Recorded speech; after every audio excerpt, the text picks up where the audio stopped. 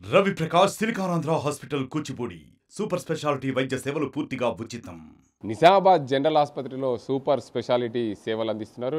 Euro సర్జరీకి సంబంధించి నిన్న ఇద్దరు పేషెంట్లకు సర్జరీ చేశారు. అయితే ఆ సేవలు అందించేందుకు ఎంత ప్రయత్నం సాగింది, అందులో సర్జరీ చేసే విధానాన్ని బట్టి చూస్తే అసలు ఏం జరిగిందనే అంశానికి సంబంధించి ఆసుపత్రి సూపరింటెండెంట్ పతిమరాజు ఉన్నారు, వారిని అడదాం. మేడం చెప్పండి, నిజామాబాద్ జనరల్ ఆసుపత్రి పూర్తిగా సూపర్ స్పెషాలిటీ సేవలు అందించేందుకు సిద్ధమైంది. అసలు ఏంది యూరో అండ్ న్యూరో సర్జరీకి సంబంధించి ఏంటి అవి, వాటి సేవలు ఏంటి? మనకి యాక్చువల్లీ ఇది జనరల్ స్పెషాలిటీ హాస్పిటల్, అంటే బేసిక్ స్పెషాలిటీస్ ఏవైతే ఉన్నాయో అవన్నీ మెడిసిన్, గైనిక్, సర్జరీ అలాంటివి ఉంటాయి. సూపర్ స్పెషాలిటీ విభాగాలు ఇంకా మన హాస్పిటల్లో స్టార్ట్ అవ్వలేదు. కానీ కోవిడ్ అనుకోవచ్చు, కోవిడ్ తర్వాత కూడా మన ఓపీ కానీ ఐపీ కానీ చాలా పెరిగింది. సో హాస్పిటల్ మీద రోజు రోజుకి ఎక్కువ కాన్ఫిడెన్స్ రావడం మూలంగా పేషెంట్స్ రావడం అనేది చాలా డబుల్ ట్రిపుల్ అయిపోయింది. సో అవి వచ్చినప్పుడు మేము అబ్జర్వ్ చేసుకున్నట్టయితే కొన్ని సర్వీసెస్ మన దగ్గర లేనందు మూలంగా మనం హైదరాబాద్ స్పెషలైజ్డ్ హాస్పిటల్స్ అయిన గాంధీకి, ఉస్మానియాకి రెఫర్ చేయాల్సిన అవసరం వస్తుంది మనకి ఫ్రీక్వెంట్గా. వచ్చినప్పుడు దీన్ని మనం ఎలా అధిగమించగలుగుతాము అనేసి వీఆర్ డిస్కసింగ్ అండ్ మన కలెక్టర్ గారి దగ్గరికి తీసుకెళ్ళడం జరిగింది. అండ్ ప్రభుత్వం మనకి గవర్నమెంట్ జీవో ఒకటి రిలీజ్ చేసింది. ఆ జీవో ప్రకారం లోకల్గా మనం కొంతమంది డాక్టర్స్ని రిక్రూట్ చేసుకోవచ్చు కాంట్రాక్ట్ పొజిషన్లో. సో మేము లాస్ట్ ఒక ఫ్యూ మంత్స్ బ్యాక్ అది కాంట్రాక్ట్ రిక్రూట్మెంట్ జీవోని మేము ప్రెస్ నోటిఫికేషన్ ఇచ్చి తీసుకోవడం జరిగింది. అప్పుడు కలెక్టర్ గారితో, సార్ ఇలాంటి సర్వీసెస్ కూడా మనం స్పెషలిస్ట్లను తీసుకున్నట్టయితే, సూపర్ స్పెషలిస్ట్ని తీసుకున్నట్టయితే మనం ఈ సర్వీసెస్ మనం స్టార్ట్ చేసుకోవచ్చు అంటే సార్ కూడా ఇమీడియట్గా అగ్రీ చేశారు. దెన్ మేము తీసుకోవడం జరిగింది. న్యూరో సర్జన్ని అలాగే యూరాలజిస్ట్ని మేము తీసుకోవడం జరిగింది. కానీ వెంటనే వారు వచ్చినంత మాత్రాన మన దగ్గర సర్వీసెస్ ఇమ్మీడియట్గా స్టార్ట్ అవ్వవు. ఎందుకంటే దానికి కావాల్సిన ప్రిపరేషన్ కూడా చాలా ఇంపార్టెంట్. ఒక సపరేట్ ఆపరేషన్ థియేటర్ అవసరం పడుతుంది. అండ్ ఒక థియేటర్ ఎస్టాబ్లిష్ చేయాలంటే ఆపరేషన్ చేసే టేబుల్ కావాలి, ఆ లోపల ఉండే ఏసీ కావాలి, ఆ ఎక్విప్మెంట్ కావాలి, ఇన్స్ట్రుమెంట్స్ ఏవైతే ఆపరేషన్ చేస్తారో ఆ చేతులతో చేసే ఇన్స్ట్రుమెంట్స్ అన్నీ కూడా డిఫరెంట్గా ఉంటాయి. ఇవి కొత్త సర్జరీస్ కాబట్టి సో అవన్నీ తెప్పించుకోవాలి. సో లాస్ట్ ఒక ఫ్యూ మంత్స్లో అవన్నీ మేము ప్రాసెస్ చేసుకొని అన్నీ తీసుకొచ్చి అండ్ క్రియేట్ చేసిన థియేటర్లో ఇన్ఫెక్షన్ లేకుండా చూసుకోవాలి. సో ఇవన్నీ చేసి దాన్ని ఇమీడియట్గా మెల్లగా స్టార్ట్ చేశాము. సో న్యూరో సర్జరీస్ ఎప్పుడైతే స్టార్ట్ చేసామో ఆల్మోస్ట్ ఇప్పటివరకు 30 కేసులు ఫినిష్ చేశాము. రోడ్ ట్రాఫిక్ యాక్సిడెంట్స్లో వచ్చే పేషెంట్స్ ఎవరైతే ఉంటారో వాళ్ళకి హెడ్ ఇంజరీ అయ్యి, బ్రెయిన్ లోపల బ్లడ్ క్లాట్ అయ్యి, బ్లీడింగ్ అయ్యి అలాంటి కేసెస్ ఆల్మోస్ట్ 20 కేసెస్ వరకు ఫినిష్ చేసాం.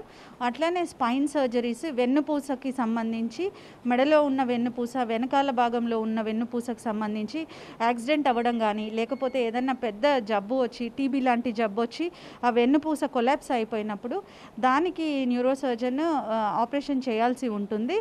సో దానికి సంబంధించి ఇంప్లాంట్స్ ఉంటాయి, హుక్స్ ఉంటాయి, మెటల్స్ ఉంటాయి. ఇప్పుడు ఆర్థో ఎముక ఎట్లా ఇరిగితే చేస్తారో అట్లనే వెన్నుపూసకి సంబంధించిన ఎముకలు డ్యామేజ్ అయినప్పుడు కూడా చేస్తారు.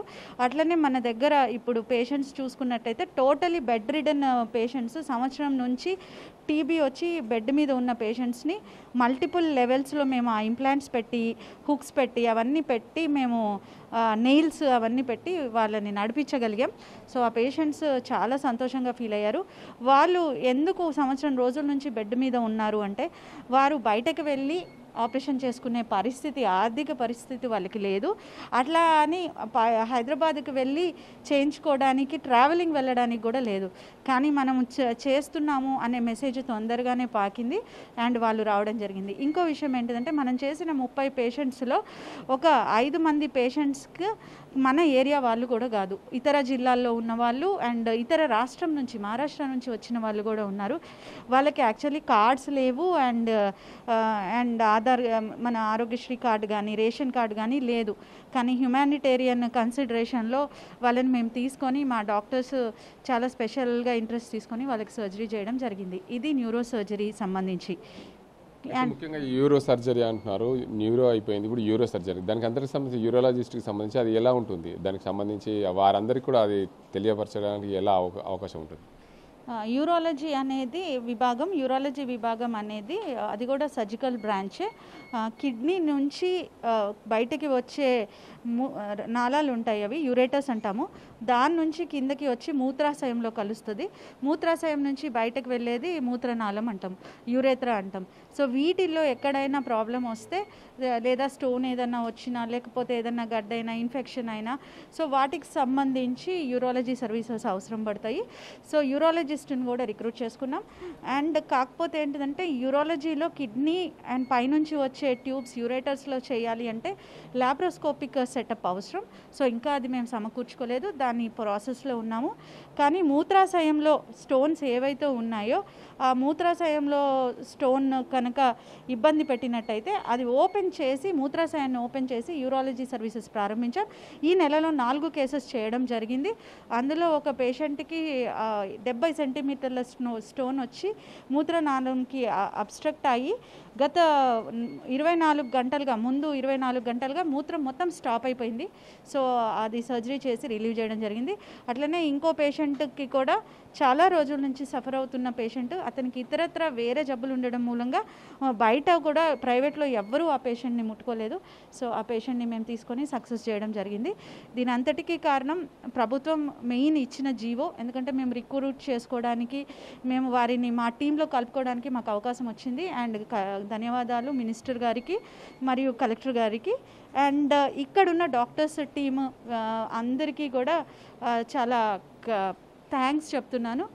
అండ్ ఆ స్టోన్ ఏదైతే ఉందో 70 మిల్లీమీటర్ల స్టోన్, అది బయటకు తీసిన తర్వాత వాళ్ళే కొంచెం ఆశ్చర్యపోయారు, ఎందుకంటే ఇంత పెద్ద స్టోన్ అడ్డం పడింది అని చెప్పి వాళ్ళు చాలా సంతోషంగా అయితే ఫీల్ అయ్యారు. చెప్పండి, ముఖ్యంగా నిజామాబాద్ జనరల్ ఆసుపత్రిలో న్యూరో, అదేవిధంగా యూరోలాజీతో పాటు ఇంకా ఏమేమి సేవలు అవసరం ఉన్నాయి? దీన్ని సూపర్ స్పెషాలిటీగా తీర్చిదిద్దే విధంగా ఇంకా ఏమేమి కావాలి?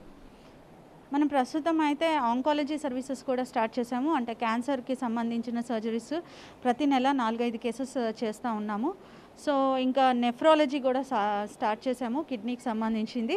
అండ్ న్యూరో సర్జరీ కాకుండా న్యూరాలజీ కూడా స్టార్ట్ చేసాము. ఇంకా స్పెషల్గా అంటే కార్డియాలజీ, మనకి క్యాత్ ల్యాబ్ కూడా వచ్చింది. సో మధ్యలో కోడ్ రావడం మూలంగా ప్రొక్యూర్మెంట్ అది ప్రాసెస్ కొంచెం డిలే అయింది.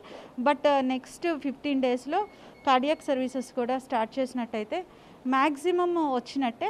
కొన్ని ఇంకా డెఫిషియన్సీ ఉంటాయి, అవి ప్లాస్టిక్ సర్జరీ అట్లాంటివి. కానీ ఆ సంబంధించిన స్పెషలిస్ట్ మన జిల్లాలో లేరు, లోకల్గా డాక్టర్స్ లేరు, కాబట్టి మేము వాళ్ళని రిక్రూట్ చేసుకోలేకపోతున్నాం. మొత్తంగా చూసుకోవచ్చు, నిజామాబాద్ జనరల్ ఆసుపత్రిలో సూపర్ స్పెషాలిటీ దిశగా పయనిస్తుంది. అదే న్యూరో సర్జరీకి సంబంధించి ఇప్పటివరకు 30 మందికి న్యూరో సర్జరీ చేసాం. అందులో భాగంగా యూరో సర్జరీకి సంబంధించి 2 వ్యక్తులకు చేసాం. దానివల్ల ఎవరైతే కిడ్నీల రాళ్ళు ఉన్నాయో వాటన్నింటి కూడా ఏ ఆసుపత్రి, ప్రైవేట్ ఆసుపత్రి వాళ్ళు చేయండి, నిజామాబాద్ జనరల్ ఆసుపత్రి చేసి చూపించారు డాక్టర్లు అని చెప్పి హాస్పిటల్ సూపరింటెండెంట్ ప్రతిమరాజ్ చెప్తున్న పరిస్థితి ఇది. ఇక్కడ పరిస్థితి కెమెరా సాజింతో గంగారెడ్డి, RTV నిజామాబాద్. మరిన్ని వీడియోస్ కోసం ఛానల్ ని సబ్స్క్రైబ్ చేయండి, లేటెస్ట్ అప్డేట్స్ కోసం వాట్సాప్ ఛానల్ ని ఫాలో చేయండి, అండ్ లింక్ డిస్క్రిప్షన్ లో ఉంది.